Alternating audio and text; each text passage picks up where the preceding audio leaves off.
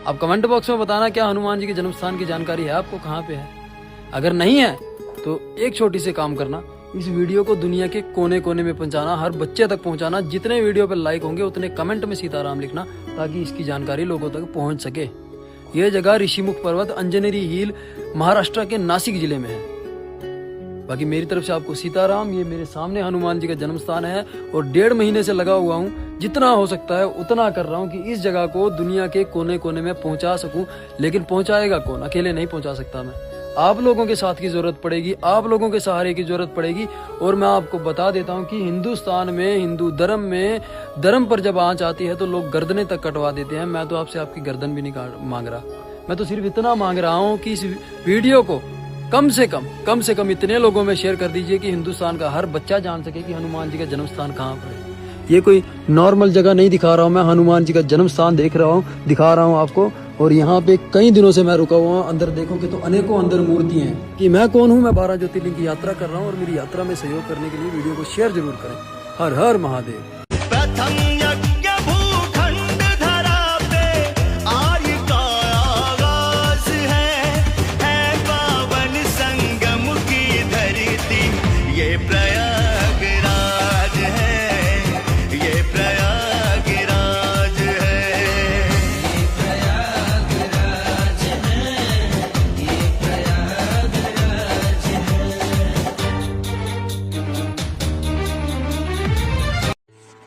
जय श्री राम।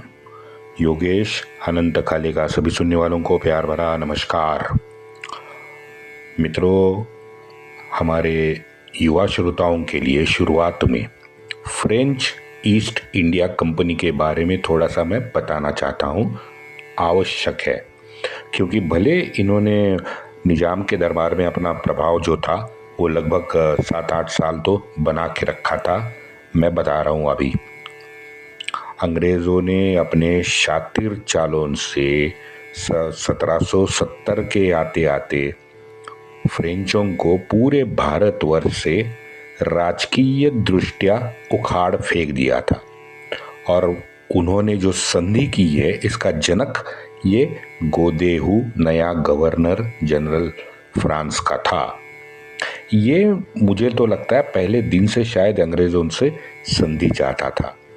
जब ड्यूप्ले को भ्रष्टाचार के आरोप में कंपनी ने फिर फ्रांस बुलाया तो कार्यवाहक गवर्नर जनरल बना के गोदेहू को पौंडीचेरी भेजा। अब गोदेहू सामान्य बुद्धि का एक फौजी था। ये 1794 में पेरिस में जाकर मरा है। 1794 में लगभग 84 साल का जीवन जिया इसने। फ्रेंच ईस्ट इंडिया कंपनी, ये कंपनी पेरिस में एक धनाढ्य व्यापारी ने अपने 2 लोगों के साथ 1604 में खड़ी की। पहले दिन तो उद्देश्य मात्र सामान्य व्यापार ही था। फिर जाके 1630 से 1660 तक सामान्य सामुद्रिक व्यापार में इन्होंने सफलता पाई। अब सफलता पाने पे ये स्टॉक मार्केट में आ गई। स्टॉक मार्केट आने के बाद में फ्रांस के राजा लुई ने, शायद चौथे लुई, क्योंकि सभी 1 2 3 4 5 6 पता नहीं कितने लुई हुए, लुई ने 30 लाख लिवरे के शेयर्स खरीदे। अब लिवरे ये उस वक्त फ्रांस का चलन था। केप ऑफ गुड होप से मैंगलीन के जलडमरू तक इनका एकाधिकार लुई ने घोषित कर दिया। 1680 में कंपनी ने खुद को दिवालिया घोषित किया। अब दिवालिया घोषित किया 1716 में एक स्कॉटलैंड का बंदा जॉन लॉ। अब इस जॉन लॉ ये पेरिस आ गया, फ्रांस के राजा से मिला और फ्रांस में पहली बार कागजी नोटों का जो चलन जो होता है, ये कागजी नोट चलन के तौर पे इसने चलाने की सफल कोशिश की। अब कागजी नोट से हुआ यूं कि आकंठ कर्ज में डूबे फ्रांस को थोड़ा आर्थिक स्थैर्य जरूर वहाँ पे आया है। लॉ ने फिर नई कंपनी बना दी और 2 कंपनियों को उसमें विलय कर दिया। और इन बांडों का सबसे पसंदीदा गुलाम व्यापार, इस गुलाम व्यापार में फ्रेंच ईस्ट इंडिया कंपनी ने एंट्री की पैसे के लिए। भारत में हाथ पांव मार के तो देख ही रहे थे, क्योंकि वहाँ पहले से डच थे, अंग्रेज थे, पोर्तुगीज थे। स्पेनिश के साथ पोर्तुगाल ने पूरे विश्व को 2 हिस्से में बांटा था। अब जो बायां बाजू का हिस्सा था वो स्पेनिश के पास आ गया। स्पेनिश के पास पश्चिम अफ्रीका और दक्षिण अमेरिका, कनाडा तक, वो सब स्पेनिश के पास उन्होंने रखा, बाकी का पोर्तुगाल ने रखा। तो स्पेनिश भारत में आए नहीं। वैसे कोशिश तो उन्होंने भी की, लेकिन उन्हें तुरंत समझ आया कि यहाँ दाल तो गलने वाली है नहीं, तो वो चले गए।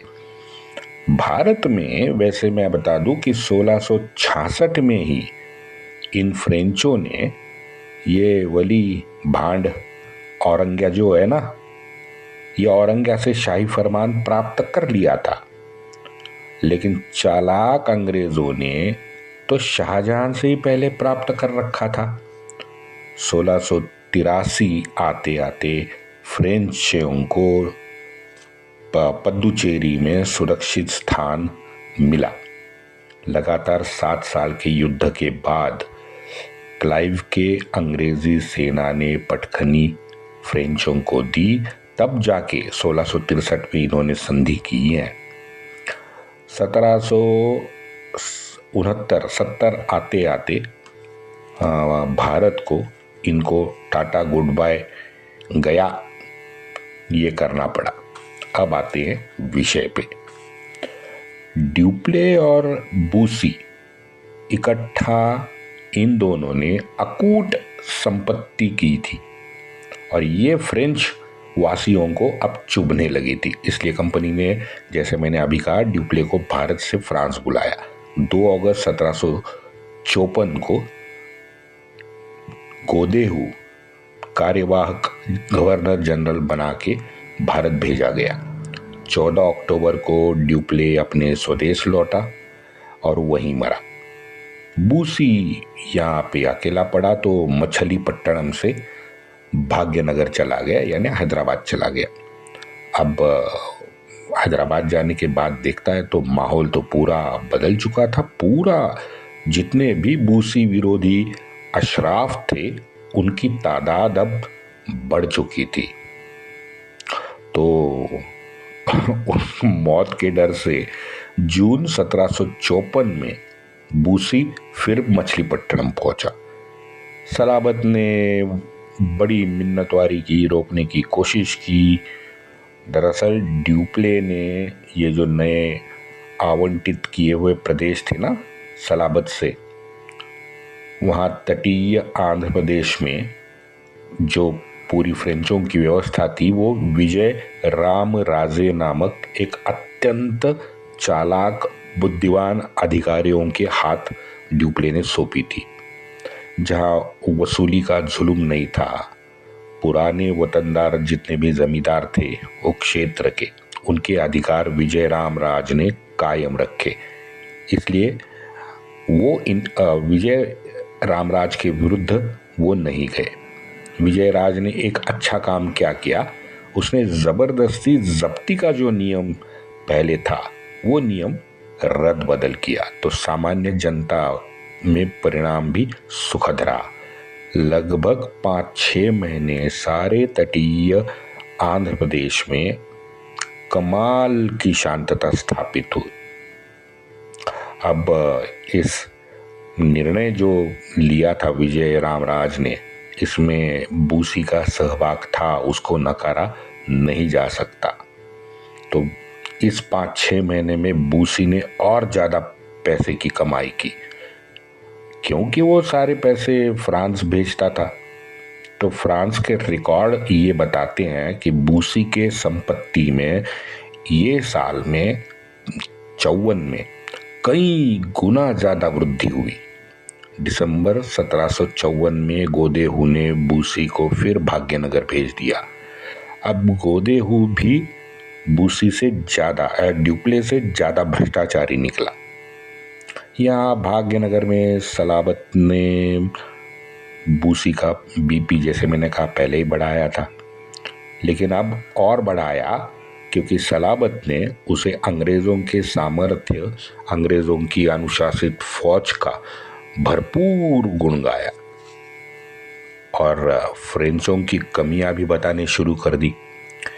वैसे मैंने पहले ही कहा है आपसे कि सलाबत बूसी के बैसाखियों पे ही खड़ा था, लेकिन फिर भी उसने अपनी ये फ्रेंचों की जो कमियां थी वो बूसी ने वहां बताई है। अब बूसी को तो कुछ समझ में नहीं आ रहा था कि भाई यहाँ पे चल क्या रहा है। उसको इतना मालूम था कि मेरे विरुद्ध जितने भी मेरे विरोधी है अब वो मुझ पे हावी होने वाले हैं। तो बूसी ने कुछ उसको समझाया भी होगा, लेकिन अपने यानी फ्रेंच विरोध की धार तेज होता देख बूसी पूरा हड़बड़ा गया था। बूसी बहुत साल से ड्यूप्ले के पीछे पड़ा था कि अंग्रेजों से करार करो, जो आगे चल के गोदेहू ने किया, जैसे मैंने अभी बताया। बूसी सलाबत के साथ छत्रपति संभाजीनगर, भाग्यनगर, यहाँ वहाँ अपने साथ सलाबत को लेके घूमता रहा। जाहिर है 1755 के इतिहास में निजाम के बारे में कोई महत्वपूर्ण घटना मैं मराठाओं के चश्मे से देख रहा हूँ, ज़्यादा घटी नहीं है क्योंकि लिखा कोई ज़्यादा गया नहीं है। अंतर्गत विरोध, कट कारस्थान, अधिकारियों की रद्द बदली वगैरह वगैरह ये 1.5 साल में चलता रहा। अब आता है 1756। 1756 के आरंभ में मराठा ने सावनूर लड़ाई में, मैंने जैसे कहा कि ऐन मौके पे निजाम और बूसी दोनों इसमें शामिल हो गए।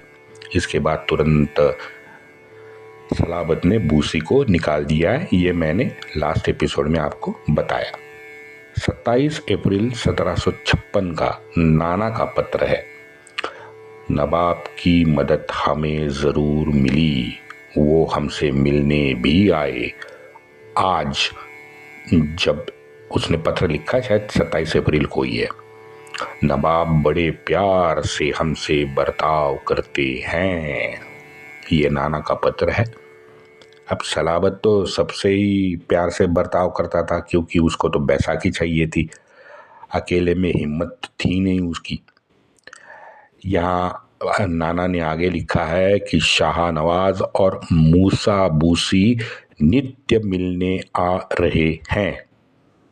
अब बूसी को मूसा बूसी, ये मूसा बूसी मराठी सरदारों ने भी 5-6 जगह पे मूसा बूसी लिखा है। ये मूसा क्या है मुझे समझ नहीं पा रहा हूँ, लेकिन बूसी का नाम सब मराठा अपने पत्र में मूसा बूसी ही लिखते रहे हैं। आगे बढ़ते हैं।